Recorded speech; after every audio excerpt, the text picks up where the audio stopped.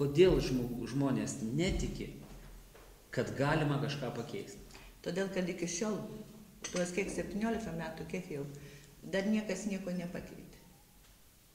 Ar manot, kad buvo tikrai noras pakeisti? Manau, kad buvo. Ir aš žinau žmonių, kurie ėjo norėdami pakeisti. Taip ir jiems nepavyko. Ne, nepavyko. Ir jie atsitraukė. Vieni neatsitraukia ir toliau naudojasi tuo, kad jie ten būna ir jiem patinka būti tenais, nes ten yra pakankamai ramu, saugu. Turite net teisinę neliečiamybę tokiu atveju. Taip, bet teisinės neliečiamybės, ko gero, nori tik tai nusikaltėliai. Bet į Seimą patenka ir nusikaltėliai. Ir to nereikėtų keisti, manot? Be jokios abejonės, kad reikia keisti. Be jokios abejonės, kad reikia keisti, bet man atrodo, kad turi kelios kartos visiškai naujos veikos su sveikom šaknim užaugti, kurios galėtų keisti, bet kad jūs galėtumėt su jais keisti. Su tais, kurie sėdėjo, ir aš tikiuosi ir sėdės, aš manau, kad jūs nieko nepakeisite. Tiesiog mūsų mąstymas yra dar visiškai kitaip užprogramuotas. Aš pati esu tarybinio mentaliteto žmogus. Suprantat?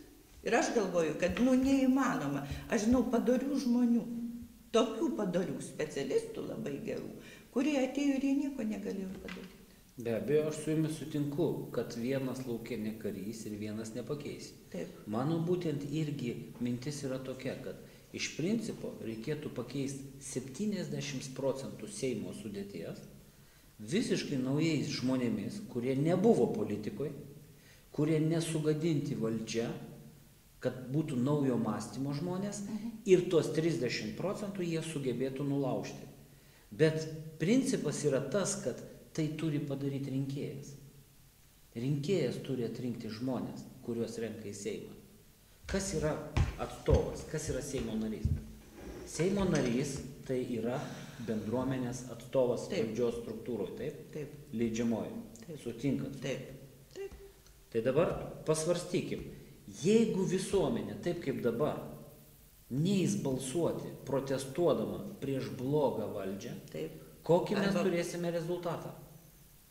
Vadinasi, ta valdžia nesikeis, nes valdžios giminės, draugai, artimi ir pažįstami tikrai eis balsuoti. Ir rinks būtent tą patį atstovą, kuris tai aplinkai sudarys išskirtinę sąlygą.